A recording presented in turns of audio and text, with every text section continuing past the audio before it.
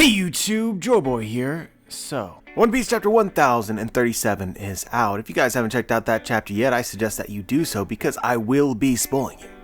But now that you have, let's begin. Man guys, One Piece this week is so good. Wano and Onigashima dropping another gem. Add this to the growing list of 10 out of 10 chapters over the past year or 2 years. It's just been absolute insanity. But you all know what we want to talk about, right? This was a battle chapter. You guys know battle chapters, not my kind of chapter. Drunk Kaido was amazing. I loved the attention to detail in the artwork. I love the actual battle. It gives me the sense of some of the greatest fights that I've read in One Piece. Like, this feels like Lucci versus Luffy. It feels like an incredible fight. You guys read it. You know what happened. It was awesome. Let's talk about some of the discussion points at the end. And also at the beginning. But actually, I feel like teasing you guys. We'll start at the beginning and then work towards the insanity at the end. I didn't talk about this in chapter 1035, but now is a good time to talk about it. We have a new cover series. We have a new cover story following the Vinsmoke's escape from Whole Cake Island. This was something that if you're reading the manga was not obvious. So the cover story starting with the Vinsmoke's survival would have been a reveal. Had it not been for the anime, which basically spoiled it or revealed it a long time ago. So obviously I'm really curious as to how the Vinsmoke are going to return to the story, because that's the greatest part of these cover series. You follow a group of characters or a character, they do something off the beaten path, off the main storyline, and then they come back later. And usually how they're supposed to return is not obvious. So it becomes a source of speculation, right? Where, Buggy ends up being captured. How is he going to return to the story? Oh, we go to Impel Down, right? That was one of the best ones. But there's a lot of potential here for the Vinsmokes to be put in a situation where it's not clear how they may come back, but it foreshadows it. But I feel like the main story surrounding the Vinsmoke family for now is they have to cope with the fact that Sanji saved them, and that Sanji is not a failure. I'm not sure if they know that yet, so that will be curious, but I figure that there will be something along those lines related to that in the cover series. Other thing is that the Vinsmokes had all sorts of ties to the world government and the underground, and there's an insane amount of potential. You're talking about maybe a detail a lot of people have forgotten, but the Vinsmokes threw away their world government protection, their seat at the Reverie, in order to team up with Big Mom. Obviously that didn't go well for them, but the consequences of that are probably still in play. I imagine among the big news that Morgan's dropped at the conclusion of Whole Cake Island was the Vinsmoke's attempt to ally with the pirate queen, Big Mom. Likewise, because the Vinsmoke possess technology that is coveted by Big Mom, I assume that it would be coveted by others. You might see the world government attempt to basically do what Big Mom did, and that would be an interesting storyline by itself. Also, science connections, which has become really relevant in the story recently with Queen and Vegapunk. So I just want to acknowledge the cover story here and my excitement for the fact that we're getting one. It is mildly disappointing that the Vinsmokes escaped Whole Cake Island, even though we've known that for a while. I also had some small hope that they would appear in Wano, because I still think that there's more that the Vinsmoke can do in the story with Sanji, but basically we know that when a cover story begins, there is usually a pretty large gap before the characters in the cover story actually make their way back into the main story, so the likelihood of them showing up soon, particularly since we're at the end of Wano anyway, not very high. But I suppose the main reason why I wanted the Vinsmoke to be captured by Big Mom is just because it would add something interesting to the Big Mom Pirates story here in Wano. But ultimately, the end of Whole Cake Island was pretty much a big nothing burger in terms of the drama, stakes, and consequences at the very conclusion of the arc, right? There was what will happen with Jinbei. He's got to go save his crew. Is he going to return? Are the Big Mom Pirates going to do something to him? The same thing was true with the Vinsmoke. Both of that turned out to be nothing, because I know people hate to hear it, but Big Mom Pirates are incompetent. That was kind of the point of the arc. We see this manifest at the conclusion of the arc, where they couldn't capture either Jinbei or the Vinsmokes either. Big Mom is absurdly strong, but the Big Mom Pirates have issues, particularly when Katakuri isn't around to predict and fix things. It's also true that the Big Mom Pirates are probably better at laying traps and leading their victims to them like a spiderweb, rather than actually go out and chase people, which is what they were doing pretty much from the time that the castle fell until now, and it has not gone well for them. So now that it's confirmed that Jinbei has returned and the Vinsmokes escaped, really the only character left that we aren't certain about their fate from the end of Whole Cake Island, or close to the end of Whole Cake Island, is Peckham's. So I'm really curious about Peckham's. I doubt that they killed him, but something like taking his lifespan would be interesting, and it could serve the same sort of role in the story that I hoped that the Vinsmoke might, or Jinbei might. But we'll see, we haven't seen Peckham's in a while. And we were left with a cliffhanger of him basically dying. But anyway, to the chapter at hand, we start off with a reminder that this is still the Fire Festival. I mean, guys, I'm just telling you, it's very, very easy as you read weekly to forget about certain things that Oda has set up, or if you haven't forgot about it, think that he has forgotten. We're in a final battle, it seems like, or pretty close to that, with Luffy and Kaido, as well as Kid and Law versus Big Mom, and so it doesn't seem like there's that much room in the story left for the actual Fire Festival and all the various little things that Oda has set up and led us to believe might be important. Well, we sit here and Oda's like, hey, don't worry guys, the night is drawing to an end, and now we're going to send the lanterns up into the sky and conclude the Fire Festival. You guys know that I think that things are going to happen. We're given messages on 2 lanterns. One person asks for food for the kids, and the other person asks for them to be able to see their mom again. I think that both of these things are going to happen. Oda says, time to write your wishes for our ancestors to see. Will they really make them come true? Of course. I like to believe that to be foreshadowing. These things will happen. This kid will see his dead mom again. Which, when you really sit down and think about it, is heart-wrenching.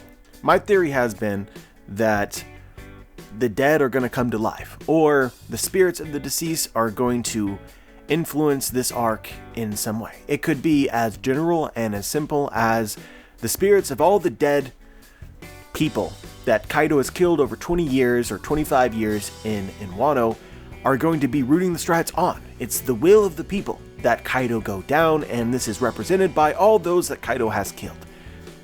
Pretty easy speculation. You may ask, well, how is it possible for the dead to come to life, or the spirits of the deceased to actually speak to and be seen by people? Well, read the story and we'll find out. I actually hate debating these kinds of things. Like, people say, well, that's not possible. It's like, well, it's not possible yet. But there's like way too much foreshadowing about the idea of this for me. You know, I have to believe that it's possible, even if I don't know exactly how. The other thing that people criticize me about or want from a theory is like, why? Why would the dead, what purpose does it serve? And the first answer to this should always be, the reason is because it's cool or emotional, right? Like, why is this happening? Because it's cool or emotional. You don't really need a better reason than that. But like, I guess if you want another answer, I think that it could add a lot of world building to the story. A lot of world building, probably more world building than we've gotten in decades. If the dead appeared, it would confirm the existence of an afterlife. That's kind of how I envision it. Brook often talks about, you know, the chill of hell, right? As if it's an actual place that he visited when he died. And I don't think it's coincidence that earlier in this battle in Onigashima, Luffy straight up said, right, this is hell, you know? This is the thing that I think is going to happen. On several occasions, Oda has introduced characters that are dead to people in the hopes that, oh look, our loved ones are returned, but they were all fake outs. It's all set up of, oh, these characters actually do appear. And it's not a fake out. And I'm just telling you guys, if it goes down the way that I hope that it goes down, and it isn't just all the people that Kaido killed, but characters, deceased family and friends of Straw Hats, characters that we are fully invested in, oh my god, this would become one of the greatest moments in One Piece ever. Maybe the greatest. It could be. But I don't want to linger on this too much, because if it happens or not, we will find out soon, because the Fire Festival is coming to its conclusion. The lanterns are going up into the sky. They told us earlier that The bonfire that they created in the flower capital, its flames reach up to the heavens so that they can communicate with their ancestors. Well, Onigashima is literally on fire. It is a bonfire of massive proportions, so maybe that's some of the logic behind why something totally unprecedented will happen. But anyway, guys, we all know what we want to talk about. We want to talk about the end of the chapter, and yes, I do have a theory. Whether or not you like this theory or agree with it, we will find out. But we pan to the Holy Land Mary Schwa on the Red Line and the Gorosei, and they begin by saying this: it's as if this year's Reverie was cursed. We should put what happened aside for now. I think it's very easy to overlook this line, but it's clear that they're talking about something before the conversation shifts to other matters. Wano, Big Mom, and Kaido, and then the news about the shadow and the devil fruit at the end. It's easy to sort of lump this in as maybe a reason why they're talking about the Reverie, but I don't think so. This is before all of that, which suggests to me that something else happened. It's as if this year's Reverie was cursed is some kind of foreshadowing or an indication that other world events have occurred that we are not yet aware of. Some speculations off the top of my head is we know that something happened to Sabo. That is still unclear. I doubt that Sabo has been rescued or his situation is better all of a sudden, but the Revolutionary Army could be on the move. They could be doing something. We've also had enough time for there to be some kind of fallout for the Revolutionary Army's declaration of war against the government. There could be something related to that has occurred since then that is an additional problem. It's also probably fitting to mention Vivi and the Kingdom of Alabasta. We're left with some death flags, some hints about bad things that might happen to them, but what would be the consequences of taking action against them or whatever might have occurred? This could be an indication of something. I also wouldn't forget that the government tried to manipulate Big News Morgans, and the conclusion of that story was someone attempting to assassinate him, and he escaped. But he is still the leader of the World Economic Times, so it could be that the papers have turned against the government. Maybe Morgans has been basically mouthing off at this point in time. Another character who is of interest to me is Blackbeard. We got an update early on in Wano and in the middle that Blackbeard was going to do something, so is it related to the Reverie? I doubt it, but we don't know, so it's just worthy of throwing out there. But I would say the simplest answer here, probably the most likely answer as to what they're talking about, in my opinion, is we know that the action that the world government has been taking since the Reverie concluded, the big reveal, the big conclusion that the Reverie decided upon is the abolition of the Chichibukai system. Well, that required the Marines to go out and capture all the Chichibukai, which is one reason why the Marines are stretched thin at the moment. So, do you think that all of these fights went in the world government and the Marines' favor? I personally don't think so. I personally don't think that anyone is capturing Mihawk. So, again, enough time has passed here for the world government to have lost some battles against Chichibukai, failed to capture them, not all of them, like Buggy, you're in danger, bro, but, some of them could have gone poorly. And that's what the Gorosei are commenting on. Thus, the reason why the Reverie was cursed, something bad happened, but let's move on. But anyway, I think that Oda kind of snuck that in there very stealthily. I think that it's very easy to overlook this line, but I do not think that it is lacking in importance. Obviously, with all of these L's that the world government is taking, they're probably going to take more. The reason for this is because we're setting up the Great Cleansing. Basically, we're pushing the world government, Imu, the Gorosei into a corner, and they're going to be tempted to use absolute justice, brute force, in order to suppress all dissidents and opposition to government rule. The Revolutionary Army's plan has been to turn nations and governments, people against the government. They officially declared war. They failed with Morgans, and now we're going to reach a point in time where a lot of people, I think, are going to be questioning world government authority, and they are not going to like that. Failing to capture the Chichibukai, the pirates that were officially sanctioned by them before, that's not going to read well. But let's move on. Wano is the more pressing issue. There was no way of knowing that the battle would go this far. Another Gorosei says, Nico Robin must have been apprehended by now, it's time to act. Another one says, it wouldn't be out of place for someone to die unexpectedly during a war that involves Kaido and Big Mom this is our chance to erase that nuisance. In this translation, it might be translated better and more clearly in the official. We will wait for that, obviously. But it's not clear who it is that they're referring to, that, the someone who will die unexpectedly, and this might be our chance to erase that nuisance. But because the line directly before this was talking about Nico Robin, I assume that they're talking about killing Nico Robin. I'll take things that are not going to happen for 200 Alex. There's obviously Oda's focusing a lot of the story's energy about Robin protecting her, all the groups that want her for various reasons. And so this is probably the strongest reason why I would say that it is incredibly likely that the world government does not capture Robin, because they've now made it clear that they're not looking to hold a trial for her or to have a spectacle for her death. They are going to capture her and then they're going to kill her and just blame it on the war. Not going to happen. I've said this before and I'm going to say this again. We don't know exactly when this will become truly relevant to the story. The payoff for this will be truly relevant. But I think that all of this plot surrounding Nico Robin, the setup here, the drama, the stakes surrounding her, is all for Blackbeard. That's what I think that it's for. Big Mom and Kaido obviously need a way of reading the poneglyphs, so it makes sense for them to target Robin, and Oda makes a big deal about that, but they're going to fail. The world government is going to fail. The only character that I could see succeeding is Blackbeard. And while I wouldn't die on this hill, I do think that is a very interesting theory that is shared by a lot of people, that Blackbeard may find Laugh-Tale before the strides, or they might find it at the same time. And so in order to find Laugh-Tale, Blackbeard would need some way of interpreting the poneglyphs. So, lacking any concrete reason as to how he could, right, he should also be planning on capturing Robin too. So until Blackbeard appears, I think that we can rest easy. But then we pan to the seas around Wano, and we see world government ships, not marine ships, but world government ships waiting outside of Wano.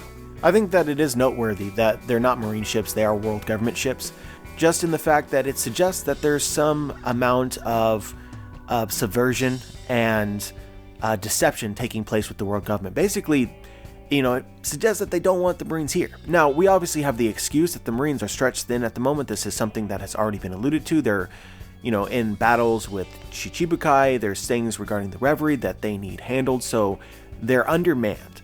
But at the same time, another thing that maybe you've forgotten about, but I doubt that Oda has, is there was a conversation between CP0 and Orochi at the beginning of this arc, where they made a deal. Cypherpole and the world government made a deal with Orochi and the pirate Kaido, and he demanded ships. There's no way that they want any Marine to know about this deal, and now we have a group of ships that are conveniently here waiting outside of Wano. I just wonder if that's the reason.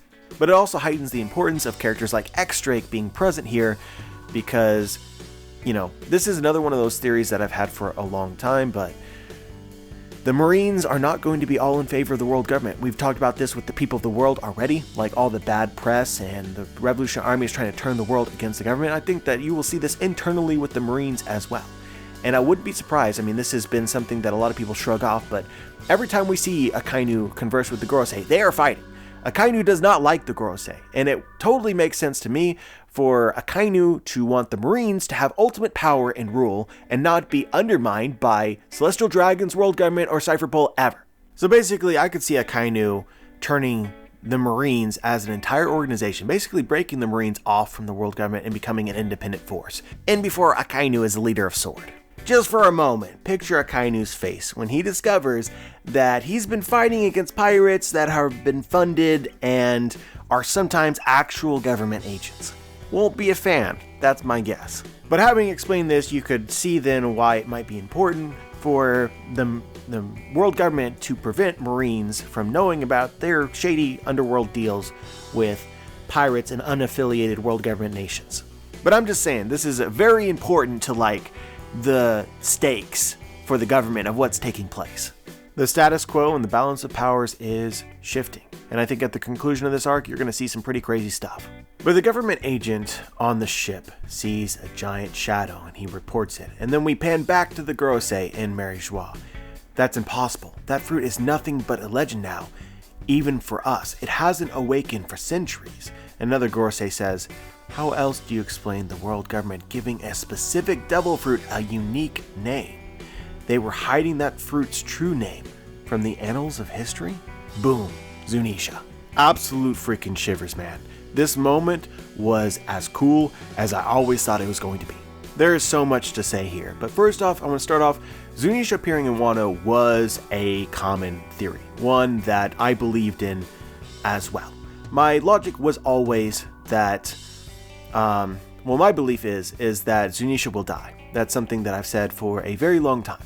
And so at the conclusion of Zou, we saw that Momonosuke stayed behind with Inuarashi in order to have a conversation with Zunisha and find out more information about his powers, so you knew that his powers after Zou were really, really important. And it always intuitively made sense to me that Momonosuke would use his abilities again in the arc that is most relevant to him, Wano. So he had some ability to communicate with and command the giant elephant Zou.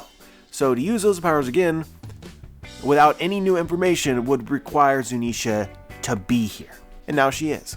As a side note, people may be asking, how did Zunisha arrive? When did Zunisha arrive? Well, we got foreshadowing from the very beginning of the fight in Onigashima that Zunisha was already here, because Marco arrived with Nekomamushi and saw a shadow. That shadow is now confirmed to be Zunisha, so Zunisha has been here for a while. I think the fun theory here that probably a lot of people will be speculating is that Momonosuke called Zunisha. There's obviously been a lot of things going on. There's a lot of speculation that Momonosuke's abilities may be similar to Poseidon and Shirahoshi. Shirahoshi called the Sea Kings, maybe Momonosuke called Zunisha. While this is a fun theory and it's cool, it's not what I believe in. I think that the answer here, this may be not that hype, but I think that it's true, is Momonosuke stayed behind with Inuarashi to ask questions about Zou and Zunisha. How did they get to Wano? I think that they rode Zunisha all the way to Wano, and Zunisha has been here the entire time. So Zunisha has been here since before the arc began. So really, the larger question that I have is, how didn't Kaido notice that Zunisha was here? And I think the answer to that is kind of in the nature of Zou itself. We know that there is a kind of steam or a mist that shrouds Zunisha always.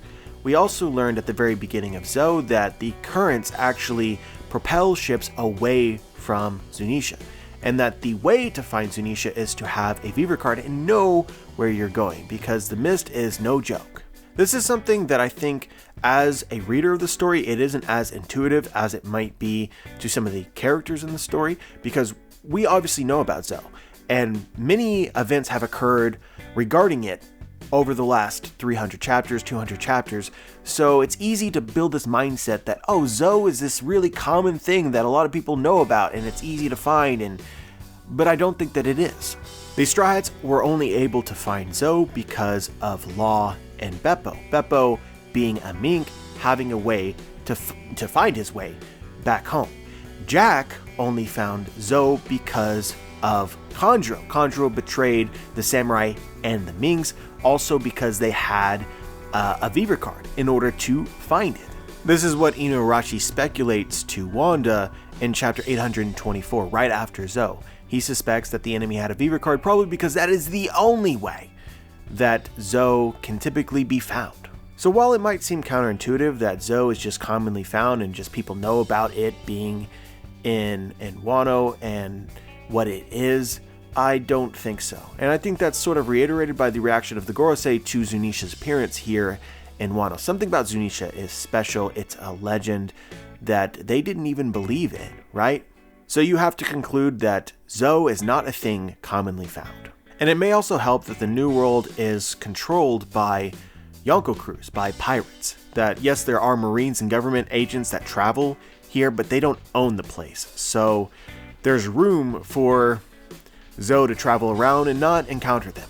So Zunisha is waiting just a little bit outside of Wano with the mist, and with how the currents around it push ships away, it stayed without Kaido discovering it. But anyway, to go back to what I was talking about, I think that Zunisha will die. And the main reason that I think that she will die is because there's a common theme in One Piece that groups should not be isolated and separated. Everyone should live together, and that's usually how the story unfolds. Like Skypiea, the Skypieans and the Shandians, were separated at odds. They had a common enemy that they fought against. They partied. One person's home was destroyed. Now they live together. You see this with the Tantata. They were a legend in Greenbit. They hid from the people, fought against Doflamingo. Now they're living with the people of Dressrosa. Integration. This hasn't happened yet, but it is highly foreshadowed that the fishmen want to live up on the surface, not hidden away underneath the ocean. And so, most likely, by the end of the story, their home will be destroyed because someone will destroy Fishman Island, and then they will live with humans. The Minks currently live on top of Zunisha, which is their way of being separated from the world, so it is likely that their home will be destroyed. Zunisha will die, and they'll be forced to, and also want to live with humans. I thought that this would occur in Wano. This could technically occur at the very end of the story, but I personally think it's going to occur in Wano because I think that there's a connection between the Minks and the people of Wano. And even as you go back into the Odin flashbacks and Inuarashi Nekomushi and how they were treated by the people of Wano, I think that there's little tidbits there that you can latch onto that basically show where the people of Wano will grow. You have a battle against Kaido, and then by the conclusion of this, the Minks won't be weird monsters or whatever. They're going to be people. And so I think that it's fitting that they integrate with Wano. And so for them to abandon their home at this point in the story, I think that Zunisha cannot be a viable home any longer. And obviously Zunisha is very old to begin with. When Jack attacked it, you can tell that it doesn't have much durability. It's going to play probably some role in what happens here, so this could be the end of the line for Zoe. But I guess this isn't really what we wanted to talk about. The end is obviously intended to be vague and confusing, and I don't think that it's helped by the translation. But the simplest conclusion that it is trying to lead you to is that Zunisha is a devil fruit, or that a devil fruit relates to Zunisha, and it has awakened now for the first time in centuries. And it's a devil fruit that the world government knows about and hid its true name, giving it another name.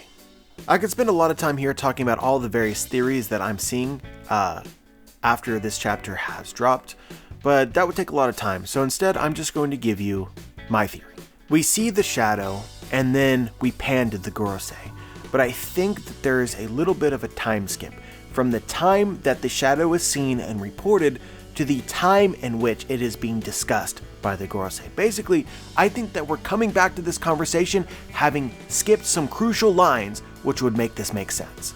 And I think the line that Oda purposely excluded said something to the effect of, "The ancient weapon Pluton, or the ancient weapon Uranus, may call upon Zunisha for aid in the battle." Imagine them saying that. Just follow me for a moment. Then the actual dialogue that we get. That's impossible. That fruit is nothing but a legend now, even for us. It hasn't awakened for centuries. I'm speculating that the devil fruit that they're talking about, its other name, is the name of an ancient weapon. It's impossible for an ancient weapon to call upon the use of Zunisha because it hasn't awakened for centuries. Are you guys following me? An ancient weapon is actually a devil fruit which has not awakened, devil fruit awakening, for centuries. You have to see where I'm going with this, right? And then another Gorosei argues for this possibility. Then why did the world government go to the trouble of giving that devil fruit another name? To erase that fruit's name from history, right?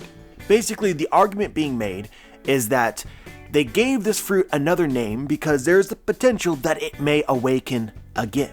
That's where this conversation begins. It's a debate. The first person says, impossible. And this guy's saying, no, it's not impossible. I think the thing that they're talking about is that the devil fruit, which goes by the name of an ancient weapon, Uranus or Pluton, may awaken.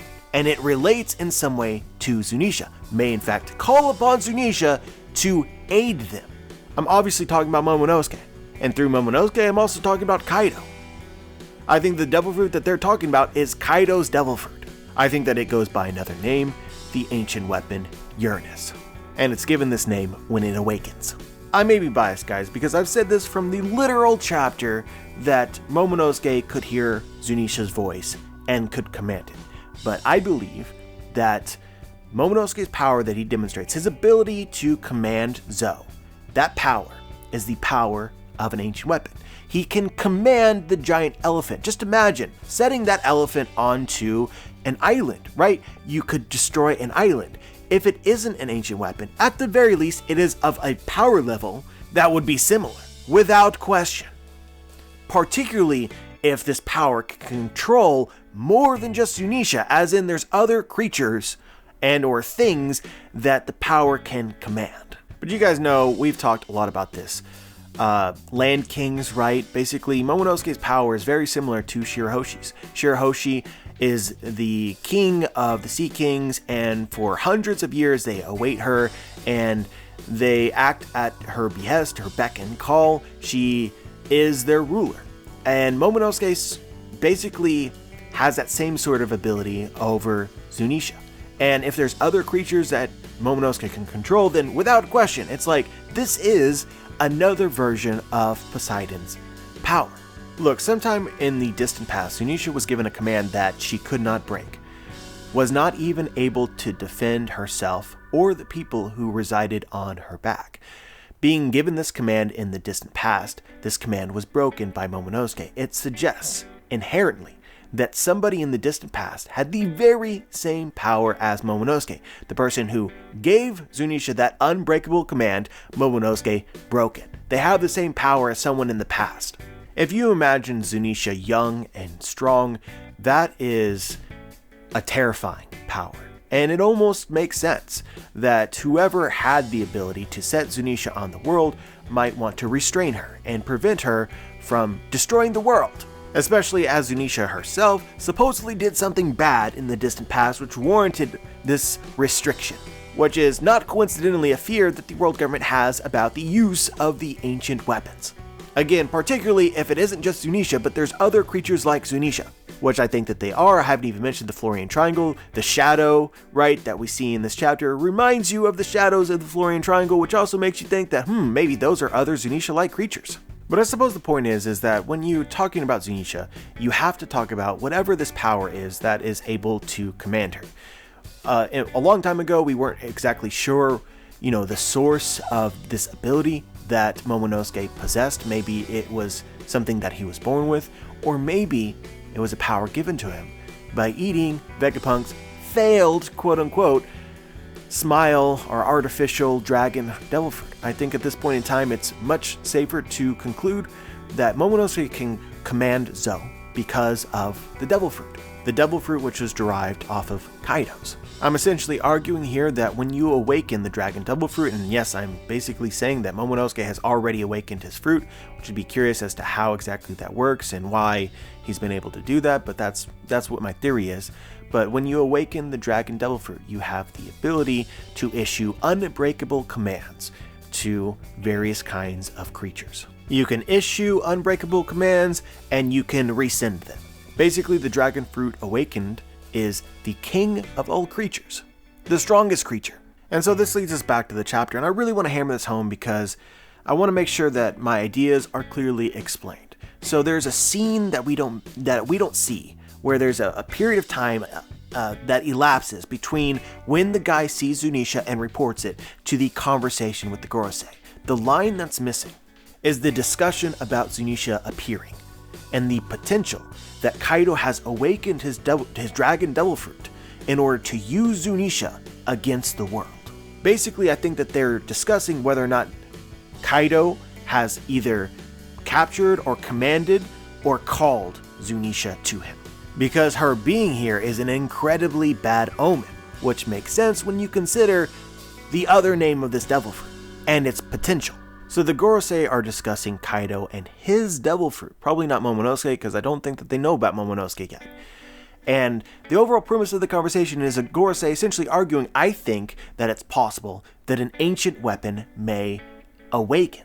Zunisha's appearance suggests that it has, and that Kaido knows how to use it. And that's when we actually get to what we get in the chapter, what we actually see. That's impossible. That fruit is nothing but a legend now, even for us. It hasn't awakened for centuries. Basically, the fruit isn't going to awaken, an ancient weapon isn't awakening because it hasn't happened for centuries. It's not going to happen again. The Gorosei is saying we have no need to fear the appearance of Zou. It doesn't necessarily have an explanation for it, but he's not jumping to the conclusion that an ancient weapon is here and ready to destroy the world. And the blonde Gorosei then continues his argument. There's a reason why they gave it another name. They didn't call it the Dragon Devil Fruit. They called it Ancient Weapon, Uranus, or Pluton because of the potential it may happen again. Does this make sense? Or do you guys understand how I've interpreted this? It obviously doesn't have to go this way. There's many different speculations that people have, and I wouldn't ignore any of them. But this is kind of how I see this. We know that Zunisha has a connection to Momonosuke, who has a connection to Kaido. They're talking about a legendary devil fruit which goes by another name. Through the transitive property, we can then conclude that the devil fruit that they are talking about is Kaido's. And if you just sit there and think about why a devil fruit would have another name, there's really not too many options that seem likely to me, other than being an ancient weapon. Zunisha, as impressive as she might be, clearly is not at the top of the pyramid, because we saw that some ability was able to command her. So that ability to command her is far more important than whatever ability Zunisha herself has, or whatever she is. The person who was able to command her was Momonosuke, and the devil fruit which he possesses is a derivative of Kaido's. Then again, leading us back to Kaido.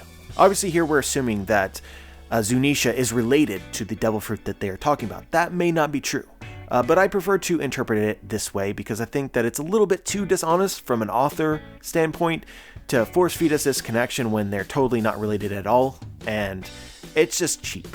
So if we're talking about Zunisha being important, and that a devil fruit related to her in some way is a legend that has not awakened in centuries, then the devil fruit which is most closely related to Zunisha at this moment is the dragon devil fruit. That seems very logical to me. But anyway, if we assume all this to be true, I think that it just makes sense. And also there's other things regarding Wano that have my curiosity. Kaido clearly knows something about the importance of his devil fruit. Big Mom seems to know something as well. One of the low-key details about this arc, again, that you've forgotten about, that most people probably didn't consider to be important at the time that it happened, is that Kaido collects the creatures of Wano. Like, he's had a baboon on his side, and he tried to capture the lion dog, Komainu, that Tama had, and so I got an interest in these creatures. Why does he have an interest in these creatures? Why is he called the King of the Beast? Why does all of the people on his crew have animal-related devil fruits? It might be because Kaido understands what his powers are, what the great potential of his powers are. Maybe he thinks that, hey, if everyone, a member of my crew, eats his own devil fruit, then me, as the king of all creatures, might be able to control them. Maybe Kaido can issue unbreakable commands to these creatures, or maybe he thinks that he can issue unbreakable commands to his subordinates who have eaten devil fruits. I also want to take a moment to mention the mountain gods that are in Wano. That was present in Oden's flashback, and I think that it would be very fitting for the mountain god, giant creatures, to make a reappearance and be plot relevant in some way, and all of this would make that seem very likely. This might lead us into Kaido's backstory, but I think that Kaido has a lot of reason not to trust his subordinates, and so a power like this could be very interesting. We also have Tama, right? Tama's abilities seem very, very similar to this, and it might be Oda's way of showing that there's other devil fruits which have similar capabilities as Kaido's. But if Kaido's is the devil fruit that the Gorosei are hyping up as legendary and has some ability to issue unbreakable commands to devastating creatures, then you would have to presume that Kaido's fruit is stronger. I personally like to think about Tama's fruit as the friend fruit. You eat a Kibidango and you become Tama's friend, but you can still act of your own accord, where Kaido's fruit is a little bit more, lacking freedom. It'd be really interesting if this thing about Tama's devil fruit being able to control smiles is used against her at some point in time, where Kaido awakens his dragon devil fruit in the middle of battle.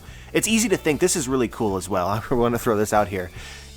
I like it when you give all these reasons for the heroes to get stronger, but the same reasons actually apply to the villains, but it doesn't usually actually work out in the villain's favor at all. Well, they say, Haki and devil fruits awaken when you're put in these kinds of battles. Maybe that's why Kaido wants a battle like this, but this battle with Luffy will actually awaken Kaido.